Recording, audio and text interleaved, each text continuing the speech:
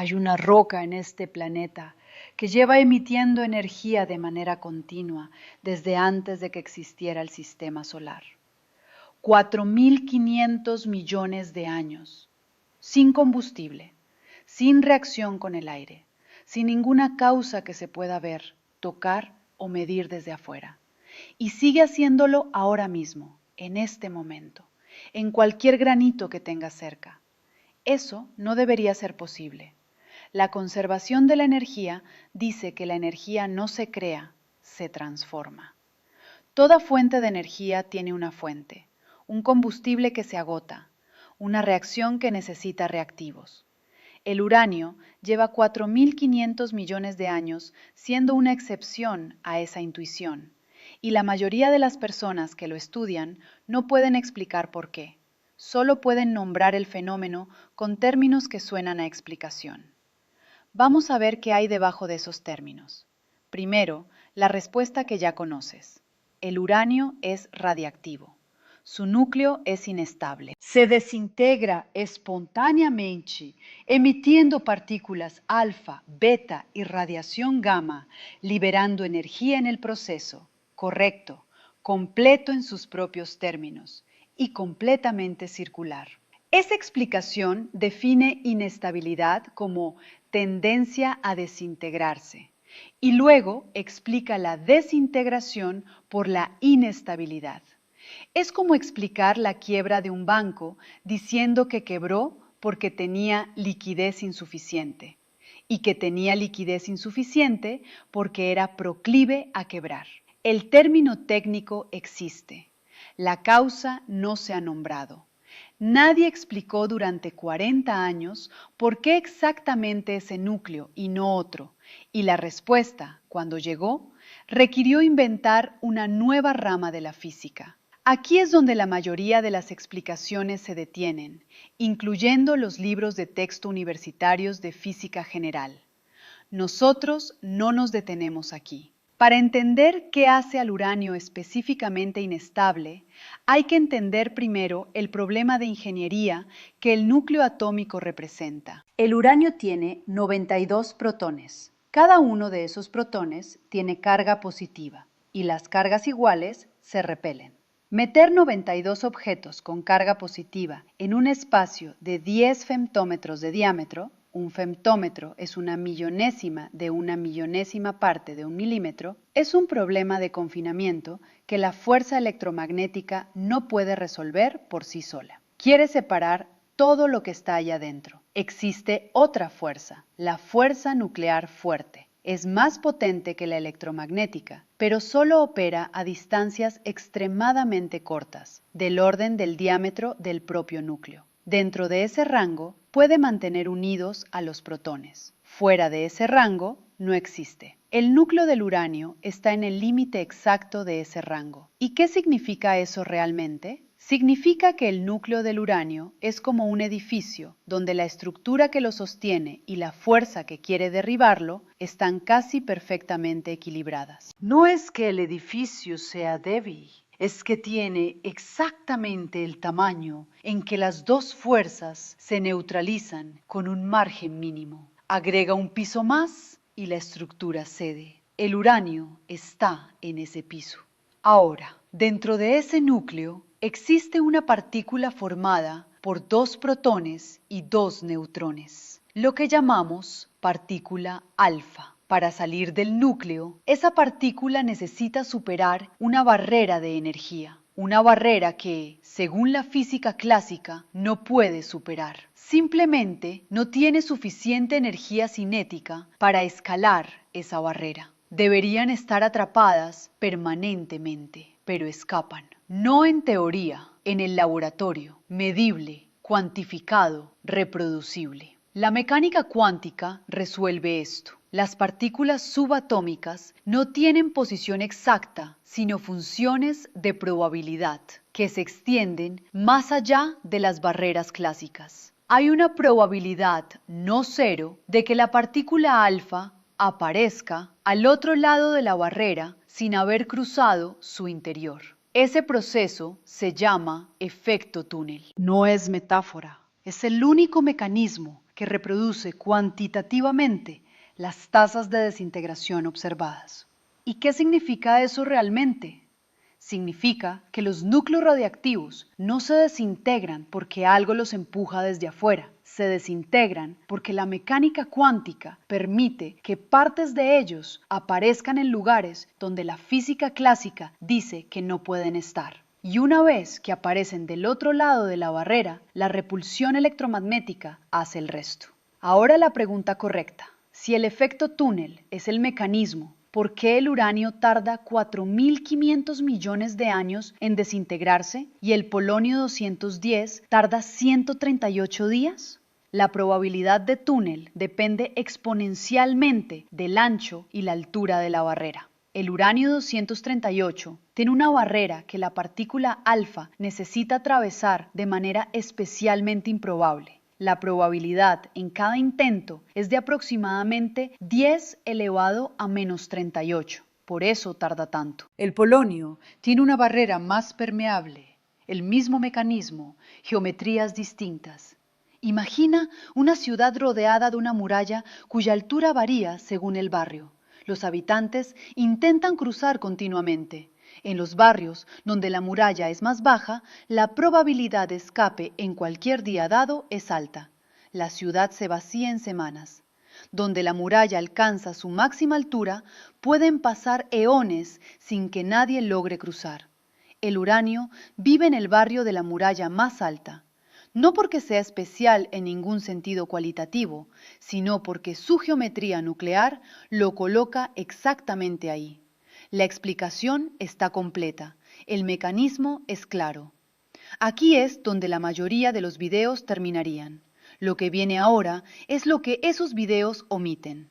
En 1972, en una mina de uranio en Oklo, en lo que hoy es Gabón, los geólogos del Comisariado Francés de Energía Atómica encontraron algo que no debería existir. Las proporciones isotópicas del uranio extraído no coincidían con ningún depósito conocido en ningún lugar de la Tierra. El uranio 235 estaba agotado, más de lo que cualquier proceso de desintegración normal podía explicar en el tiempo disponible. Para que esa proporción tuviera sentido, alguien o algo tendría que haber consumido activamente ese isótopo. Tardaron meses en aceptar la única explicación que cuadraba con los datos. Hace aproximadamente 1.700 millones de años, la concentración de uranio 235 en ese depósito era 17 veces mayor que hoy, porque la vida media del uranio 235 es de 704 millones de años, y en aquel entonces era un isótopo mucho más abundante. Con esa concentración, combinada con agua subterránea actuando como moderador de neutrones, el depósito de Oklo alcanzó masa crítica de manera natural. Funcionó como reactor nuclear.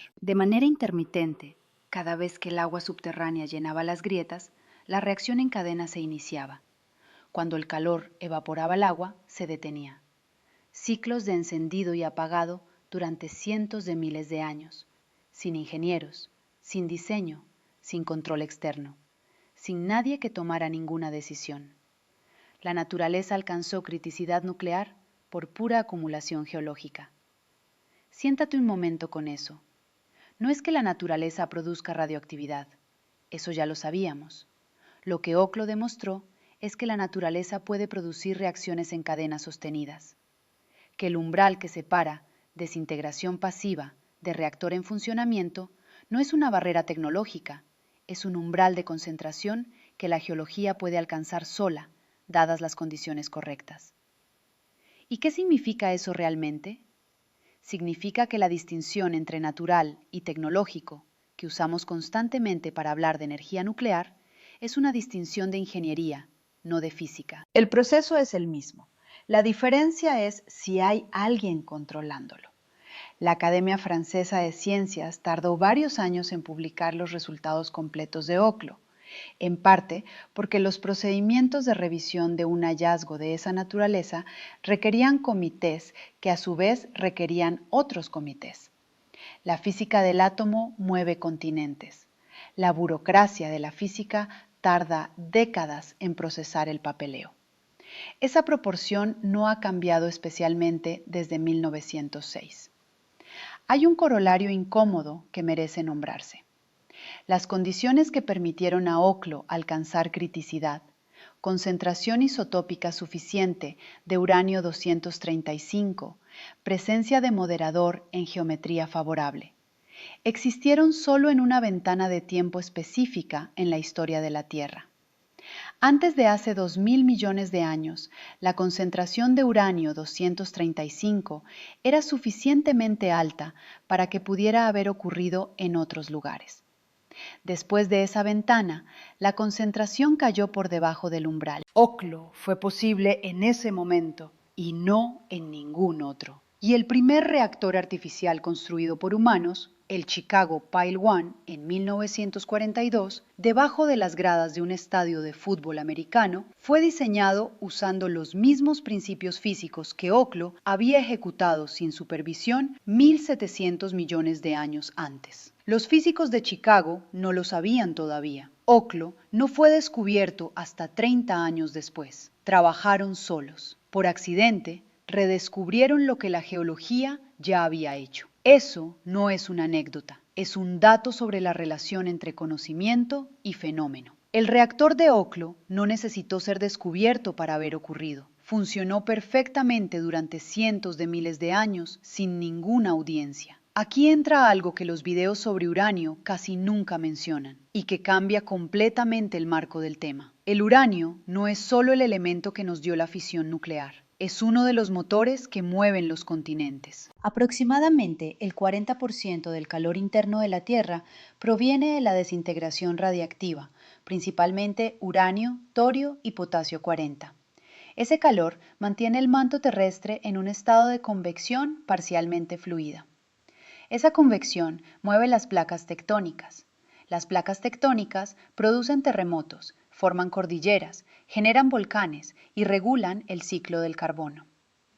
El uranio no es un tema de armamento ni de política energética, es parte de la infraestructura física del planeta. Sin la radioactividad del uranio, la Tierra sería geológicamente similar a Marte, una corteza enfriada, sin actividad tectónica, sin volcanes, probablemente sin condiciones para la vida como la conocemos. ¿Y qué significa eso realmente? Significa que la misma propiedad física que hace al uranio útil para reactores y peligroso para armas es la propiedad que mantiene a la Tierra geológicamente activa. No hay una versión del uranio que sea conveniente y otra que sea inconveniente. Es una sola propiedad, con consecuencias en múltiples escalas. Y hay otra conexión que merece nombrarse.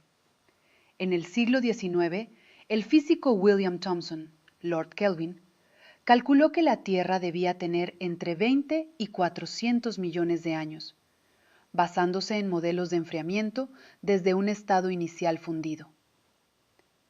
Los geólogos y Darwin necesitaban más tiempo para que sus teorías tuvieran sentido. No había manera de resolver el conflicto. Los modelos de Kelvin eran matemáticamente correctos dados los datos disponibles. Lo que Kelvin no podía saber, nadie podía, era que el interior de la Tierra tiene una fuente de calor que sus modelos no incluían. La radioactividad del uranio, el torio y el potasio 40 calientan el interior planetario desde adentro.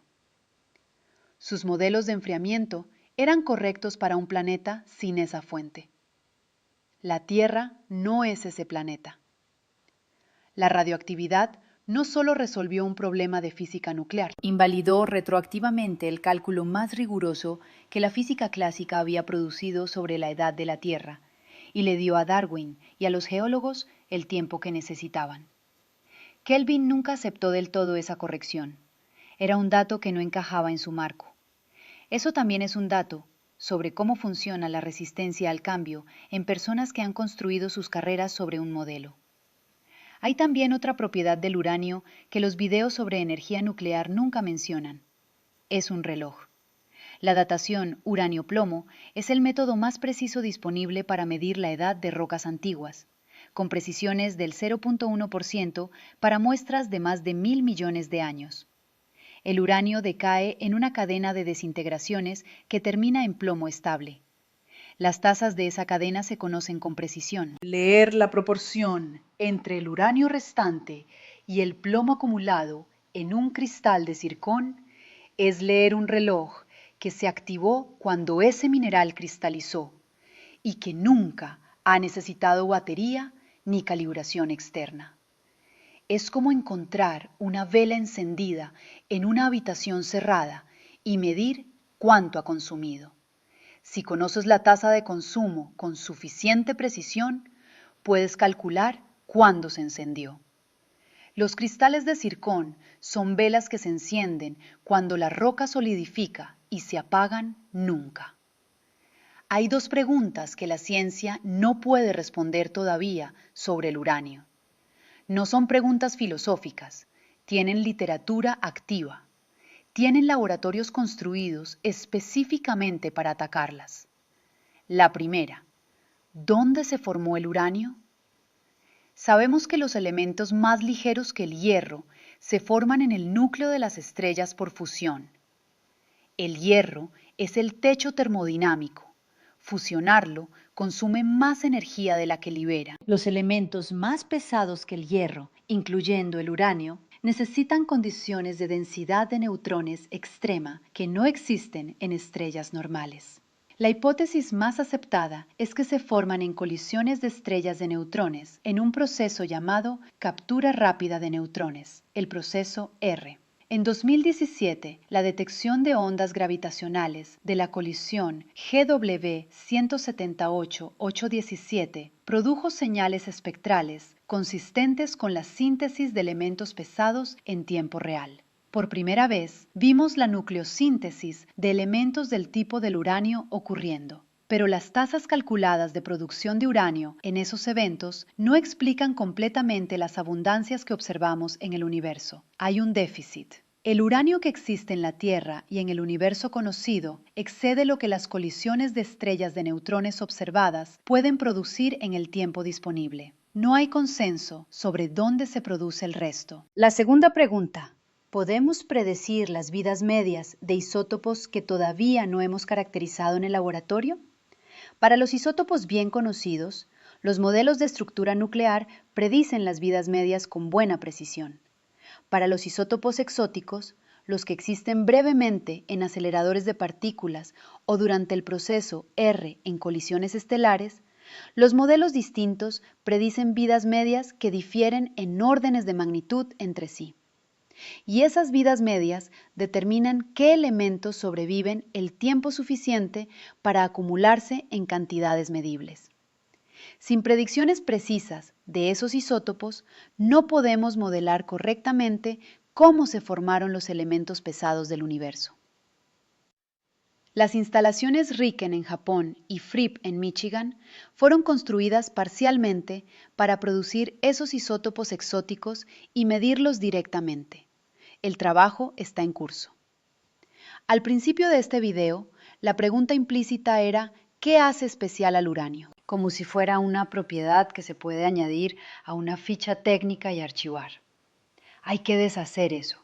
El uranio no es especial por lo que es específicamente informativo por lo que revela, que la estabilidad nuclear es un continuo, no una categoría binaria, que el efecto túnel cuántico opera en objetos macroscópicamente detectables y produce consecuencias que se miden en miles de millones de años, que la naturaleza alcanzó criticidad nuclear sin supervisión hace 1.700 millones de años, que el calor que mueve los continentes, levanta montañas y hace posible la tectónica de placas tiene la misma fuente física que la energía de los reactores. Y hay un desplazamiento final que merece hacerse explícito. El uranio que existe en la Tierra no se formó aquí. Se formó, según la mejor evidencia disponible, en colisiones de estrellas de neutrones que ocurrieron hace más de 5.000 millones de años, antes de que existiera el sistema solar. Esas colisiones dispersaron el material a través del espacio, Ese material, junto con gas y polvo estelar de otras fuentes, se acumuló en la nube que colapsó para formar el Sol y los planetas. Cada átomo de uranio en cualquier roca terrestre fue sintetizado en una catástrofe astronómica que precedió a la formación del Sol. La radioactividad que medimos hoy, en un laboratorio, en una muestra de mineral, en el calor interno de la Tierra, es el eco de ese evento. Una señal que lleva viajando más tiempo que la Tierra. No es metáfora, es la cronología según los datos disponibles. La persona que empieza este video pensando en el uranio como un material peligroso de la era nuclear debería terminar pensando en otra cosa, en un fósil estelar que calienta el manto de la Tierra mientras se desintegra lentamente hacia el plomo, en una trayectoria que comenzó antes de que existiera el Sol y que continuará cuando la Tierra ya no exista. Ese es el átomo, ese es el dato, el resto son aplicaciones.